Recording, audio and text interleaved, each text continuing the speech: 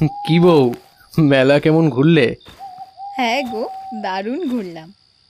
কথা বলতে বলতে নিতাই আর তার স্ত্রী সুরমা মেলা থেকে বেরিয়ে আসছিল। নিতাইয়ের হাতে ধরা ছিল জিলিপির প্যাকেট। চাঁদের আলো সমগ্র চরাচর জুড়ে ছড়িয়ে পড়ছিল। যাই হোক, পথ চলতে চলতে ওরা দূরে দেখতে পেল একটা নদী। খেয়া পার করলেই নিজের গ্রামে পৌঁছে যাবে ওরা। মাঝিকে নিতাই একবার তার দিকে এগিয়ে গিয়ে জিজ্ঞাসা করল, ও মাঝি ভাই, যাবে নাকি? উঠে আসুন। ওরা উঠে পড়ল নৌকায়। নৌকার বৈঠা বাইতে শুরু করল মাঝি। সুরমার পরনে ছিল দামি সোনার রত্নখচিত হার। সেই দিকে মাঝি একবার চাইল। নৌকা চালাতে চালাতে যখন মাঝ নদীর বুকে এসে পড়েছে নৌকা, তখন মাঝি ক্রুদ্ধ কণ্ঠে বলল, ওই সোনার হারটা আমাকে দে। আচমকা এই কথা শুনে ওরা দুজনেই চমকে উঠল। নিতাই বলল, কি হলো মাঝি, এমন ধমক দিয়ে কথা বলছো কেন? টানে যদি বাঁচার ইচ্ছে থাকে তাহলে দিয়ে দে ওই হারটা, নইলে কিন্তু। কথা শেষ করার আগেই কোমরের গুঁজ থেকে একটা ধারালো ছুরি বের করল মাঝি। নিতাই বাধা দিতে গেলে তাকে আগে শেষ করল মাঝি। ভয় পেয়ে সুরমা তার হারটা গলা থেকে খুলে দিল সেই মাঝিকে, কিন্তু মাঝি তাকেও শেষ করল। তারপর সুরমার দেহটা ফেলে দিল জলে। পরদিন সকালে হরিচন্দ্রপুরের অরণ্য ঘেরা একটা মোহনার তীরে ভেসে উঠল নিতাইয়ের লাশ।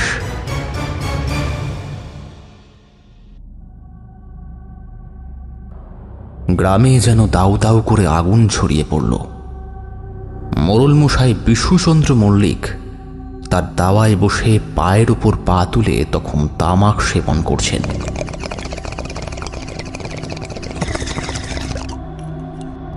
এই সময় দেখা গেল ন্যাপলা দৌড়ে দৌড়ে আসছে। ন্যাপলাকে উদ্দেশ্য করে মোড়লমশাই বললেন, আরে ওটা ন্যাপলা না? এমন ভাবে ছুটে আসছে যেন, ব্যাপার কি শুনি? সে মোড়লমশাইয়ের দুই পা জড়িয়ে ধরে বলল, মোড়ল মশাই, আপনি আমাদের গ্রামের মা বাপ, দয়া করে এই চরম সংকট থেকে আমাদের রক্ষা করুন। মোড়লমশাই ন্যাপলার কান্না দেখে তার প্রতি দয়া পরবশ হয়ে মাথায় হাত দিয়ে বললেন, কেন রে বেটা, কি হয়েছে? আমার মা বাবা কাল রাত্রি থেকে ঘরে ফেরেনি। বাবা কোনো এক জায়গায় কাঠের কাজ করতে গিয়েছিল, সেই দুপুরবেলা বেরিয়েছিল, কিন্তু তারপরে বিকেল গড়িয়ে সন্ধে হয়ে গেলে তবু আসছে না দেখে মা বেশ উদ্বিগ্ন হয়ে পড়লেন। আমাকে খেতে দিয়ে বললেন, ওরে ন্যাপলা, তোর বাবা এখনো ফিরছে না কেন বলতো? এত দেরি তো করে না। তারপর দুপুর থেকেই একটা দাঁড় কাক যেইভাবে ডাকছে, তাতে তো আমার মনটা বড্ড কু গাইছে।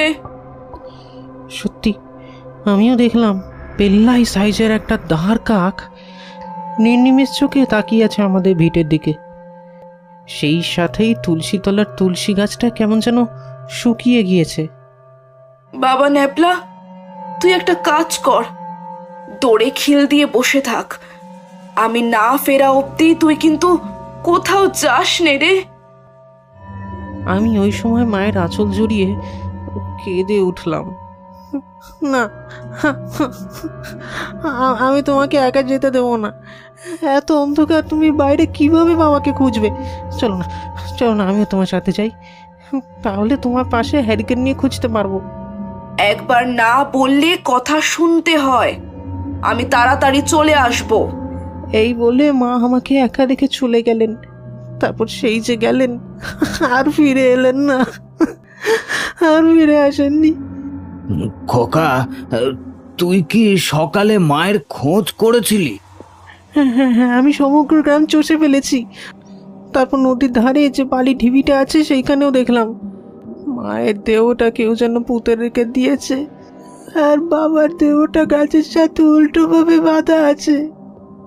সর্বনাশ, বলছিস কি? চল তো একবার গিয়ে দেখে আসি। সকলেই মোড়ল মশাইয়ের সাথে নদীর ধারে গেল। বলতে গেলে 20-25 জন চলল মোড়ল মশাইয়ের পেছনে পেছনে। মোড়ল মশাইয়ের কথা শুনে ওরাই বালির স্তূপ থেকে বের করল দেহটা। দেখা গেল ওই নারী দেহটা ন্যাপলার মায়েরই বটে, কিন্তু তার ঘাড় আর সোজা হয় না। কেউ যেন একটা প্রবল আক্রোশের সাথে ঘাড়টাকে মোটকে দিয়েছে, আর শরীর থেকে নিকড়ে নিয়েছে সমস্ত রক্ত, সাদা ফ্যাকাশে হয়ে গিয়েছে। নিজের মায়ের এবং বাবার এই শোচনীয় মৃত্যু দেখে ন্যাপলা আর থাকতে পারল না, সকলের সামনে কেঁদেই ফেলল। তাই দেখে মোড়ল মশাই তার কাঁধে একটা হাত রেখে আহত কণ্ঠে বললেন, ন্যাপলা, দুঃখ করিস না, কিছুই তো করার নেই। আমি দেখছি তোকে নিয়ে কি করা যায়। দুঃখ করিস না। কিন্তু এর পর ঘটল একটা ভয়ঙ্কর ঘটনা। গ্রামের নদীর ধারেই অনেক দিনের পুরনো একটা শ্মশান ছিল। ওই শ্মশানেই ন্যাপলার বাবা মাকে দাহ করবার জন্য চিতা সাজানো হয়েছিল। দুটো দেহ আনা হয়েছিল চণ্ডী মণ্ডপের সামনে। পাশাপাশি দুটো মৃতদেহ শুয়ে আছে। জগাডুম বলল, মোড়ল মশাই, এইবার তাহলে মৃতদেহ দুটো শ্মশানে নিয়ে যাই। আপনি কি যাবেন আমাদের সাথে? না হে জগা, তুমি গিয়েই সৎকার করে দাও। যা টাকা লাগে আমি দিয়ে দেব। ওরা সবাই চলে গেলে মোড়ল মশাই বললেন, না, ভালো লাগছে না। এইভাবে একটা ছোট ছেলেকে অনাথ করে দিয়ে ওরা চলে গেল। কি ভাগ্যের পরিহাস ঈশ্বরের। উনি শুয়ে পড়লেন হ্যারিকেনের আলো নিভিয়ে। বাইরে তখন প্রচণ্ড হারে শুরু হয়েছে মুষলধারে বৃষ্টি। ঠিক এমন সময় দরজার বাইরে টোকার শব্দ পড়ল। দরজার শব্দ শুনে উনি এইবার বিরক্ত হয়েই বললেন, ওফ, এইটা কারোর বাড়িতেই আসার একটা সময়? ধুত্তুর, দেখি কে আবার, কে? কিন্তু কোনো উত্তর এলো না। হারিকেন ধরিয়ে সেটাকে নিয়েই দরজার কাছে গিয়ে উনি দেখলেন দরজার তালা থেকে রক্ত বেরোচ্ছে। উনি ভয়ে পেয়ে কাঁপা কাঁপা হাতে দরজা খুললেন। তারপর দেখলেন দরজার বাইরে দাঁড়িয়ে আছে ন্যাপলার মা, কিন্তু তার সেই সুন্দর রূপ আর নেই। ঝলসে যাওয়া দেহটা নিয়েই চলে এসেছে সে।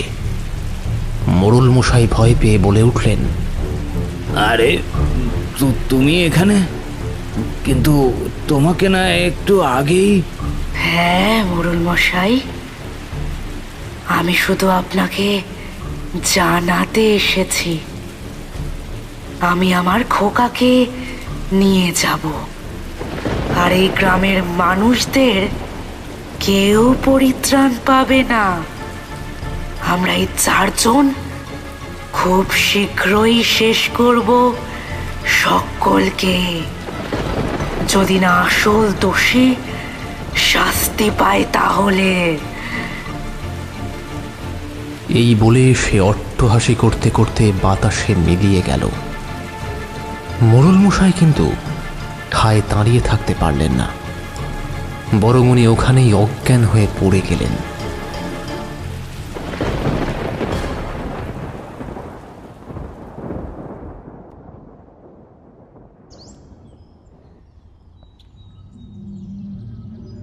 পরের দিন সকালে স্ত্রীর ডাকাডাকিতে জ্ঞান ফিরল তার।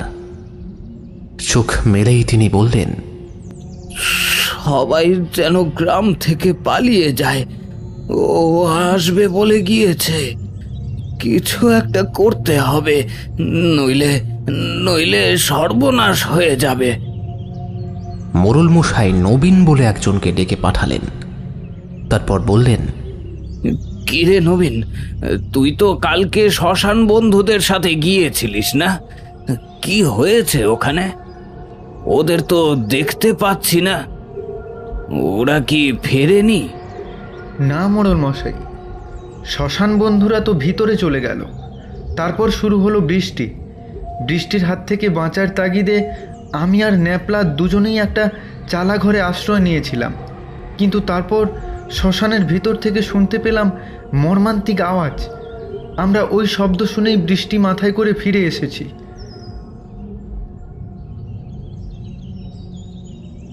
তার মানে আমার ধারণাই ঠিক। তুই এক কাজ কর, ভালো ওঝা থাকলে তাকে ডেকে নিয়ে আয়। যা যা যা যা, দেরি করিস না। ওম ह्रीं क्रीं हुं फट् कालिकाय नमः। ओम ह्रीं क्रीं हुं फट् कालिकाय नमः। আপনি কি আছেন? আমার যে খুব দরকার। চলে আয় ভিতরে, এই দরজাটা খুলে দে। দরজাটার পাশ দিয়ে একটা কালো ছায়ামূর্তি চলে যেতেই দরজাটা খুলে গেল। ভেতরে ঢুকে পড়ল নবীন এবং মোড়ল মশাই। সামনে জ্বলতে থাকা অগ্নিকুণ্ডের আগুনে ওরা দেখতে পেল ঘর ভর্তি শুধু কঙ্কাল সাজিয়ে রাখা দেওয়ালে দেওয়ালে। তারা ভয় পেয়ে ফিরেই যেতে যাচ্ছিল, কিন্তু ওই সময় দরজাটা বন্ধ হয়ে গেল। এইবার ওই গুণিন তাদের দিকে চাইলেন। মোড়ল মশাই আর গ্রামের ছেলে কাতরভাবে অনুরোধ করল, আমাদের গ্রামের বিপদ থেকে একটু উদ্ধার করুন। অপমৃত্যু যে লেগেই আছে। দয়া করে আপনি যদি কোনো প্রতিকার করেন তাহলে অনেক উপকার হয়। আমি যে তাকে দেখেছি, সে এসে আমাকে শাসিয়ে গিয়েছে। বলেছে যে আমি যদি দোষী ব্যক্তিকে চিহ্নিত করে শাস্তি না দিই তাহলে যে আমার কপালে দুঃখ আছে। হ্যাঁ, তোর গ্রামের নাম আর সেই সাথে যে বাড়ির সদস্যরা তোকে দেখে দিয়েছিল তাদের নাম বল। আর শম্ভু, ওই দিক থেকে আমার হাড়টা নিয়ে আয় তো, আর কিছুটা বালি ছড়িয়ে দে এখানে। গুণিন ওই হাড়টা রেখে সামনে বিছিয়ে রাখা বালিটার উপর অঙ্গুলি দেখিয়ে মোড়ল মশাইকে বললেন, নিন, লিখুন এইখানে স্পষ্ট গোটা গোটা হরফে আপনার গ্রামের নাম লিখুন। মোড়ল মশাই কাঁপা কাঁপা হাতে বালির আয়তক্ষেত্রের মাঝে বড় বড় করে লিখল কালীগঞ্জ। তারপর সেইখানে ছোট করে লিখল ন্যাপলার মায়ের নাম গৌরী। এইবার গুণিন হাতে এক মুঠো ছাই নিয়ে হাতটা মুঠো করে 3 বার ঘুরিয়ে নিল ওই বালির ওপরে। তার চোখ বন্ধ আর অস্পষ্ট স্বরে মন্ত্র পড়ে যাচ্ছে।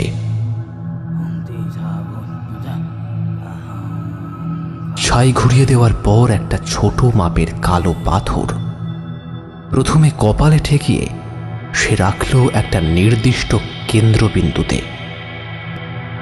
সেইটা রেখে আবার মন্ত্রপাঠ শুরু করল। মন্ত্রপাঠ করে গুণিন এইবার ওই পাথরে ফু দিল। পাথরটা ধীরে ধীরে বালির উপরে দাগ কেটে বাম দিকে চলে গেল। তাই দেখে গুণিন একটু বিচলিত হয়ে পড়ল। বিচলিত হয়ে তার কপালে পড়ল ভাঁজ। সে আবার সেই পাথরটাকে মাঝখানে রেখে গ্রুহ্য প্রক্রিয়া শুরু করল, কিন্তু ফলাফল একই। এইবার গুণিন কথা বলে উঠল,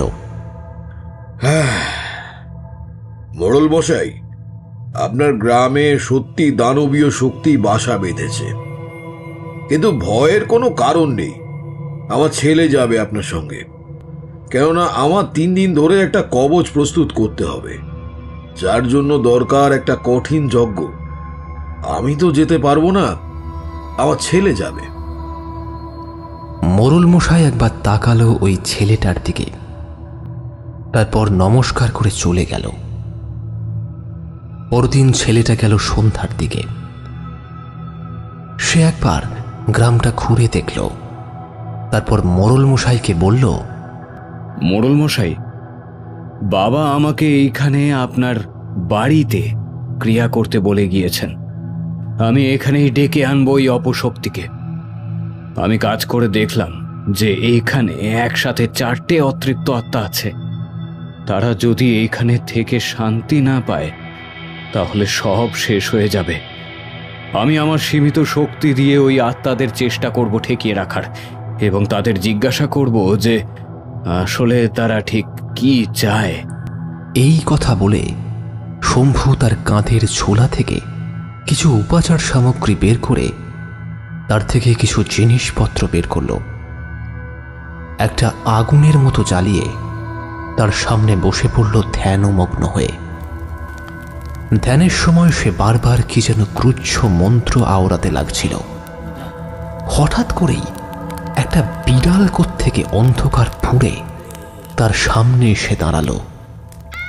বিড়ালটার চোখ জলজল করে জ্বলছিল।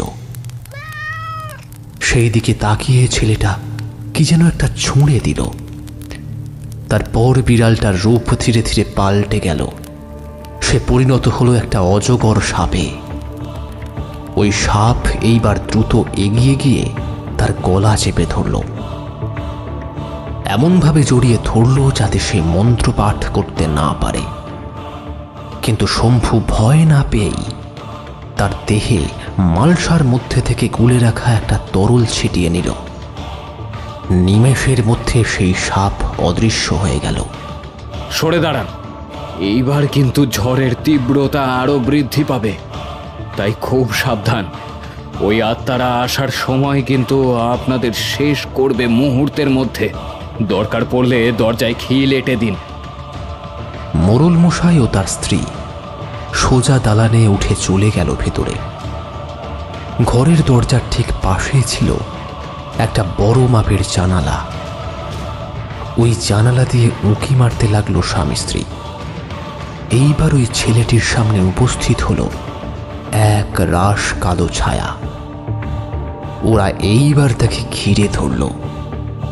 ছেলেটা নানাবিধভাবে তাকে নিরস্ত্র করতে করতে বলল, কে তোরা? কেন গ্রামের মানুষদের এইভাবে কষ্ট দিচ্ছিস?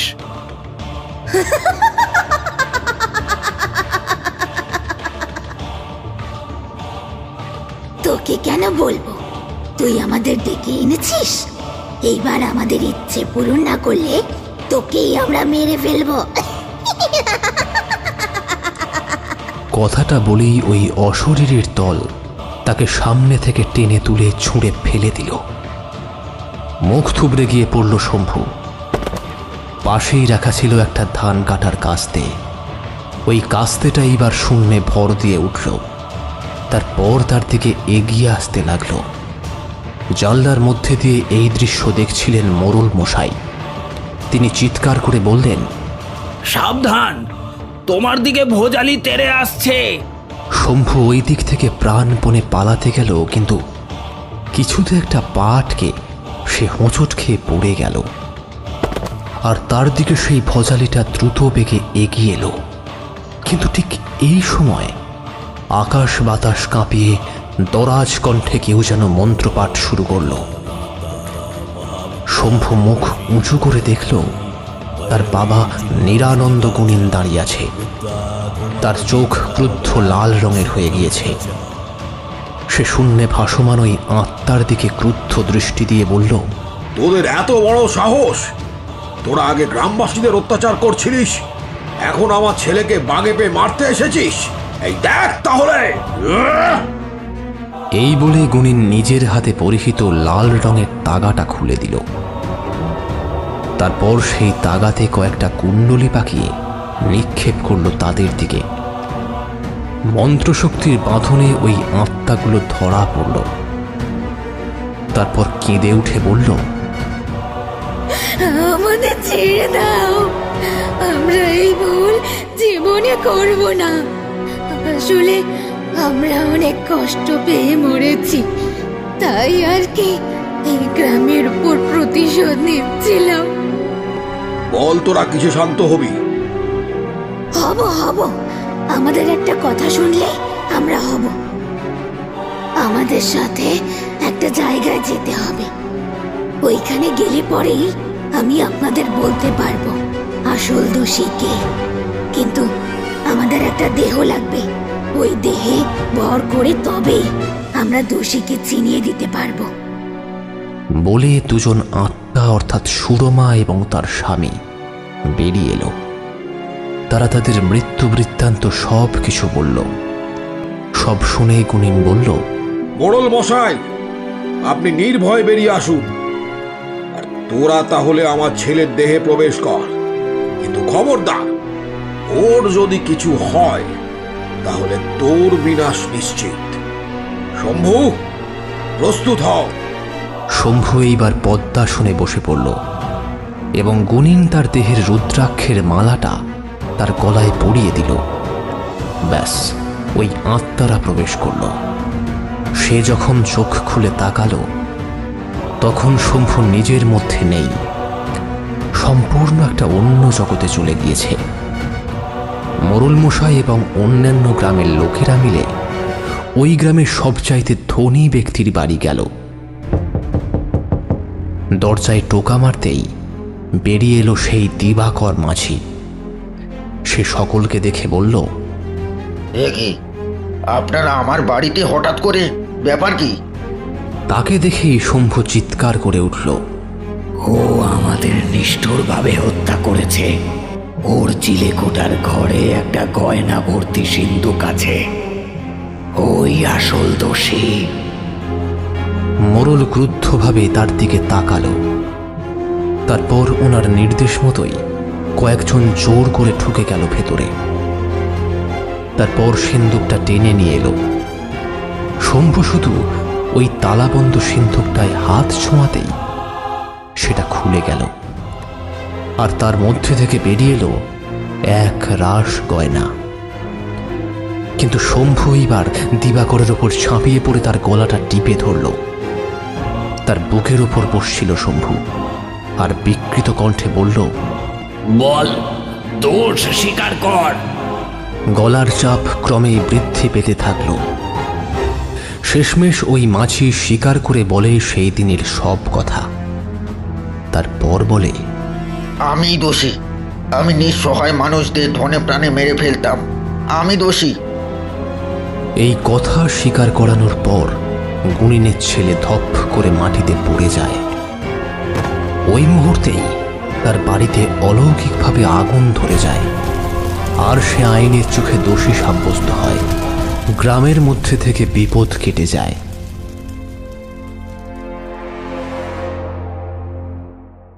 আজকের ভৌতিক গল্প এখানেই শেষ।